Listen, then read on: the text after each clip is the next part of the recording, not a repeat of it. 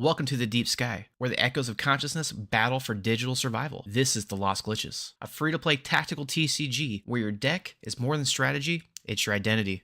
Let's jump in.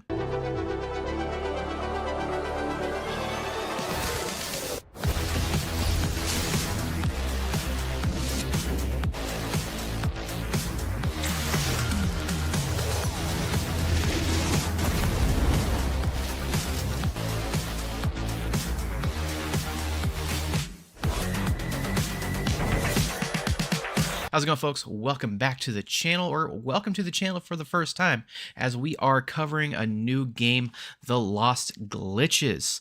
There were some nice to reach out to me to check out the game, and so far I have been very excited by it. I think it's got really cool elements of Yu-Gi-Oh!, Magic the Gathering, Hearthstone, just kind of a blender of everything, which really grabbed my attention. It has some really unique mechanics, as well as some things that are kind of off the walls, but we're not going to go too deep into that aspect. I'm really wanting to focus on the gameplay and a quick start guide for everyone that is going to be joining the game when it drops on April 29th on Steam. You can currently play the open beta through the Epic launcher. So let's jump in. May have already said let's jump in. Your character, your syndicate, your style. In The Lost Glitches, you don't just play a deck, you step into the role of a glitch, a fractured mind uploaded to the mysterious realm of the deep sky. The first step, choose your syndicate. 5 factions, 5 playstyles, 5 different philosophies, starting with the Curator's Maxima. Their playstyle is very swarm and sacrifice. Ancient preservation meets overwhelming numbers. These guys like to go wide. Think of them as green in Magic the Gathering. Lots of tokens, sacrifice those tokens, get big effects. Next, we have the Sentinels of Eternity. They are your stealth faction. They're the Cyber Samurai, and they are going to hit you first before you know what's happening. The Adamant Hands. This is going to be your mid-range style deck. They have the Firewall Control, Resource Delay, and your big blockers. They're going to slow the board down to a crawl until they are in control. The Song of Chain, Control and Choices, putting under psychological pressure and resource denial. They are going to be most like your black deck in Magic the Gathering. Lots of discard, lots of deinitializing, and using everything as a resource. And finally, we have the Guardians of the Source. Your tempo disruption, reactive, lots of mid-game swings, and your kind of off-meta counters. Think of this as your blue deck, a little control, a little mind gaming, a little resource energy, a little deck manipulation. So a lot of things going on. Each syndicate has unique abilities inherent with what they do, but choosing one syndicate does not lock you into just playing that one color. The nice thing about this game is you can mix and match all the colors, playing any card of the over 300 cards in the starter set without being stuck behind mana or color identity. You do start with the Sacrificial Swarm deck, which is from the Curator's Maxima, going wide, doing that green stuff, sacrificing other cards on the battlefield in order to get more gains later. Every death tends to buff your entire team in some way. The sacrifices do not go unnoticed. So when building your deck, there are 2 main card types. That's going to be your glitches and your software. Glitches are going to be your creature spells. These are your units. They have power, they have health, and different unique talents as well. Everyone's going to be a little different. Glitches also have subtypes like Samurai, Magnus, Mecha that unlock possible combo potentials now and into the future as we get more cards and synergies. Some glitches also have activated and triggered abilities. Activated meaning you need to spend a resource in order to do it, and triggered means something happened around it, say targeted with an ability. Remember that activated is something you do and triggered something else happens to it. Next, your software cards. These are going to be your spells, your interaction. They can remove threats, deal damage, heal up, sky's the limit. You also have 2 subtypes within that. You have your plug and play software, which you can play at instant speed whenever, or installation required, which is your sorcery speed, which cannot be played in combat and must be played on your own main phase. As you're building your deck, you will see some keywords which you can hover over the card to get more of a clarification of what it does, but we will go over the list very quickly. We have Overflow, which excess damage hits opponents past blockers. That's your trample damage going past your blocker into their health. Predictive strike, which is your first strike, if lethal, takes no return damage. So as long as you are doing more damage than they have health, your creature does not get any damage in return and fights to see another round. Encrypted means it can only be blocked by other encrypted creatures. Kind of your unblockable unless the other thing is unblockable. So more like flying. You have extraction, which is a little bit like lifelink. Damage dealt heals your commander, so any damage you get that in return to your life pool. Contagious, damage enemies die at end of turn. It's kind of like your death strike. Regenerate, this is a cool one. Fully heals at end of turn if your creature survives. So if you get down to 1 damage, it goes all the way back up to its max health. Something to note as well is you can go over a max health using effects of cards as well as abilities. Talk about one of those cards, which I really like, a little bit later. Protector, this is your wall effect. It can sit there, it can block damage, but it cannot attack your opponent. Aggressor is the complete opposite. It can attack straight up, but cannot block. Mirror reflects all damage back to the attacker. Bit Thirsty gains +1/+1 every time on an attack. And Troll. The Troll lets you choose what creatures block you, and that's nice because you can only block with one creature at a time. You cannot double chump block to take something out. So every fight is a one-on-one between an attacker and a blocker. It does just do damage to your opponent's commander. As we get through the turn structure, there are 2 phases to every round. First, you have your main phase. You gain 1 energy. You draw a card, you can play any glitches or software, and activate all glitches abilities. After that, you finish and go to the attack phase. That is when you declare your attackers, your opponent declares their blockers. You can play software cards that don't need to be initialized now at instant speed. You resolve all the stack things that happen, resolve combat, and then resolve any post-combat things. With the stack, it happens in reverse, much like Magic the Gathering. Whatever the newest thing in response to happens, that happens first. So you can fizzle something out by maybe destroying your creature as it's getting blocked to get an ability off. You will see some keywords as well during these things, like initialize, that means to play a card to the board. Terminate, that means to destroy a glitch, send it to the graveyard. Deinitialize, which took me a second to realize, but that returns the glitch to its owner's hand. Staggered, glitches cannot attack or block this turn. Your energy is the main resource that you use. You'll see a nice little bar on the bottom with how much you do have left. A memory is a secondary resource used for powerful effects. Activate, use an ability or play an effect. Battleground, your 5 glitch slots in play. And the stack, so that is the turn order of the system. Last played, first resolved. It's a lot to take over. Rewind a couple times, read it, and get familiar with the core keywords as you will see them every single match. As you're deck building, there are 2 cards which I really like, especially for beginner decks, that kind of help you get through some of that early game. The first one is Hopeful Cleric. She is a 1-cost 1/2 with the ability. When this is initialized, look at the top card of your deck and put it either on top or on the bottom of your deck. So this is a 1-cost scry card. You do get a maximum of 3 copies of 1 card in a deck. You are building to a minimum deck size of 35. I really like this card. It's that early, I don't necessarily know my deck, but let's try to get through it card, and you can use it to sacrifice with that starter deck to get bigger effects later. Use it to chump block. Once it gets down on the board, it does do its job, and you don't need to do it again. The second card I really like is Hype Man. He is a 2 energy, 2/1 with the ability. Whenever this attacks, give it +1 health for each attacking ally. Like I said earlier, this card lets you really increase the health and let it become a really big blocker for you. And 2 power is decently strong, especially when it has an obnoxious amount of health that they cannot get through. You can take on these large creatures very easily, not do a lot of damage in return, but keep it away from attacking your health pool. Your health pool starts at 20. Whoever gets their opponent's health down to 0 first is the winner. Yours taking damage to the face. Damage is the name of the game. Now the question is, how do you get cards? Great question. You pull them out of booster packs. Everyone loves pulling booster packs. Each booster pack has 5 cards in it. There are 2 different versions of booster packs. Right now, you have your basic booster pack and your collector's booster pack. Your collector's booster packs do have all of the cards in them. They are just of higher quality, having some really cool finishes on them. But you can just get the base booster pack in order to get the cards.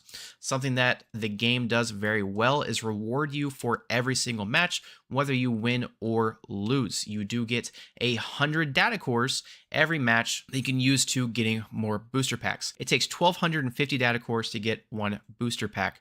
You do also have dailies, weekly, and monthly missions, which are very generous in helping you get to these booster packs. Also, make sure you check us out live every Thursday as we're playing the game, and we'll be doing raffles for more data cores as well as credits, which is the game's premium currency used to get higher quality booster packs like those collector booster packs. You collect the cards through the booster packs. The more you get, the more you, of course, it's a card game. What am I thinking of? Of course, the more cards you have, the better. And that's a collection system. Able to do completely free to play, but you can also purchase booster packs to accelerate the system to get more cards. Next up, we have kind of the weird part of the game. It's the RPG elements.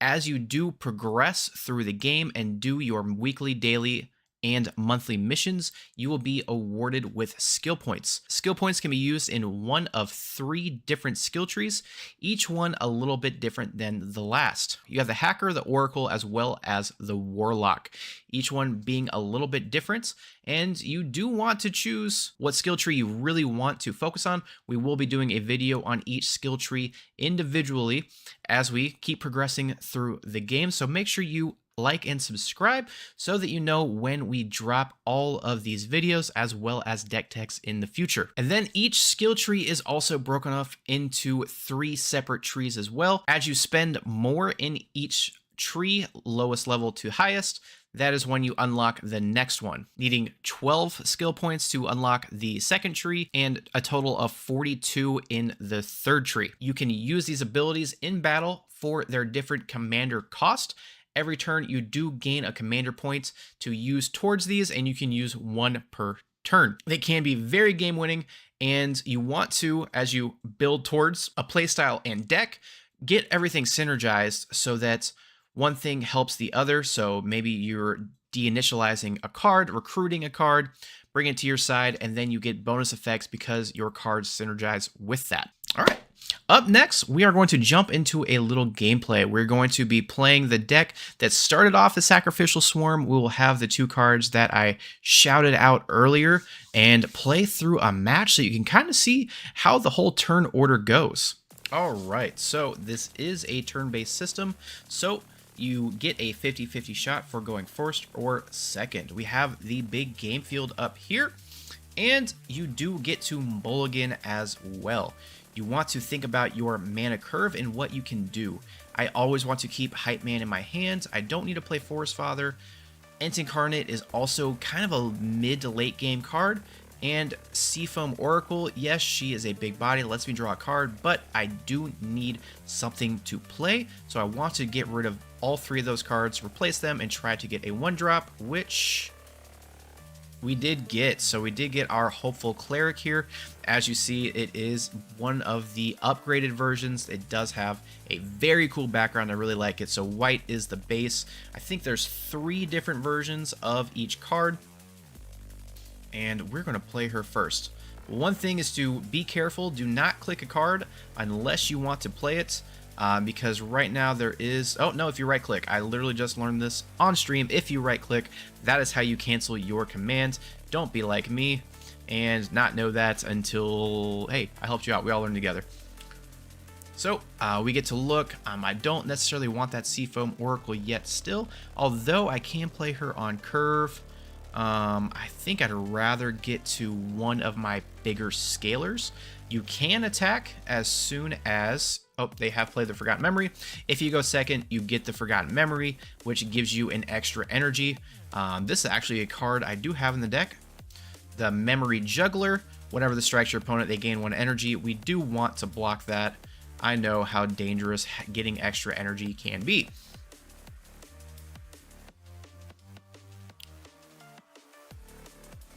All right, so we are going to play our Hype Man. Again, we can attack as soon as we play our cards. There is no Summoning Sickness.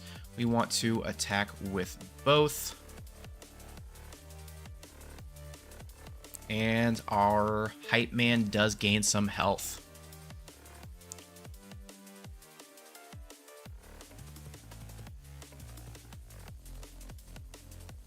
I like to play the Memory Juggler a little bit late because it makes them decide, am I going to block some damage or am I going to let them have that extra energy?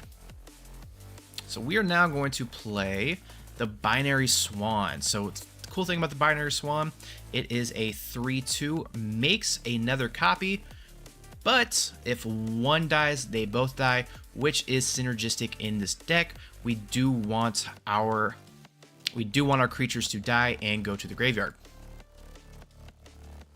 Boost up with the Hype Man, do some damage, and this turn we do now have enough points to cast one of our abilities. You start with Sticks and Stones, Hidden Blades, and Fuzzy Recall. You can draw Random Glitch, increase your power by 2 with Hidden Blades, or do 2 damage to the face. I do use Sticks and Stones a lot, but do remember that you do need to use these, otherwise you're leaving resources on the table. Do not forget about your commander abilities. And ready for combat. Let's see, this is whenever this glitch attacks, give it +1/+1. We are going to block with our Hype Man. He can tank it, he does have enough power. And now, so whenever an ally dies, we get to give this +1/+1. So this is one of our scalars of the deck. We can play that as well as a Memory Juggler. And we have filled up our board. So I'm going to leave our Spirit Shepherd back just because we want it to scale. We want them to destroy one of these guys. Again, we're making them choose, give us extra energy, or block an attack and get rid of 2, but that also scales up our Shaman, so that's where the synergy comes in. So they chose to give us the energy. Unfortunately, we can't use it, but I think I will do Hidden Blade now, activate it. I usually use it for defense, but we are so close to winning that I would prefer just to do a little bit more damage right now. It's fun. And because we lost both of those swans, now our Spirit Shaman is a 3/4. We did get that extra energy. We can't play anything, unfortunately, but we are making them choose. We are going to block with our Hype Man. Great blocker. A great early card. As soon as you get them, start putting them in your decks. And then this is where, so as you see, these are 2 different colors. So they're coming from different clans, different teams. I can't remember what they're called, sorry.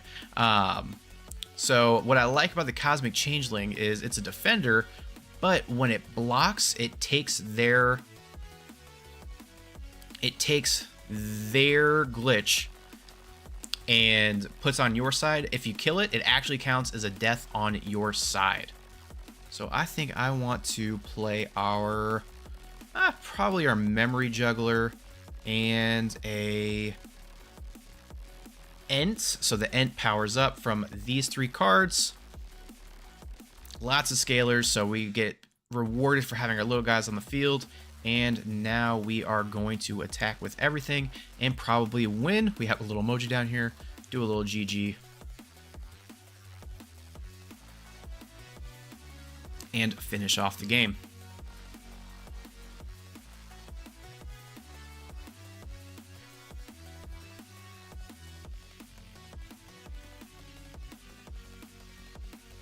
And that's it. So at the end of every match, you do get your data cores. You get 100 data cores, which you can use for booster packs later. Doesn't matter if you win or lose, you do get your data cores every single match. And then looking at everything, you do have stats at the end. I am currently ranked silver 2. You do increase in rank for every win. After you get to silver, you lose a point, but you can go all the way up to, I believe, platinum. We'll have the whole rank thing right here, so you can see. So it's a little ladder board to climb. Whole rank system. There are tournaments every single week that you can play in if that is your thing, through their Discord server and community.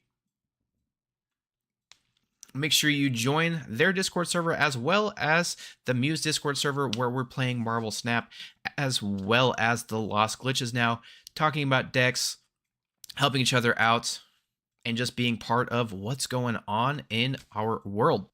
So overall, I'm having a lot of fun with the Lost Glitches. I think it's going to be an awesome, kind of fresh take on TCGs and what they're doing. You have your tactical deck building, you have a ladder, you have a competitive scene. I think it's a great mix match of a lot of fun things and fantastic art. It is completely free to play. You can buy more booster packs in order to increase the speed of which you get the cards, but it is not necessary. So choose your syndicate, build your glitch, and be a memory worth keeping. If you enjoy the Lost Glitches and, well, Marvel Snap, now that we're doing both, make sure you snap those like and subscribe buttons. We want to make sure we shout out our celestial being, Jason, over on the YouTube channel as our highest tier member. If you want to join the membership program, hey buddy. If you want to get some sweet perks like early videos, different access to me, deck tags early, and just a little bit of fun, consider joining the membership program so you can get all those sweet perks and more. And until next time, happy snapping? No? Until next time, go make some memories.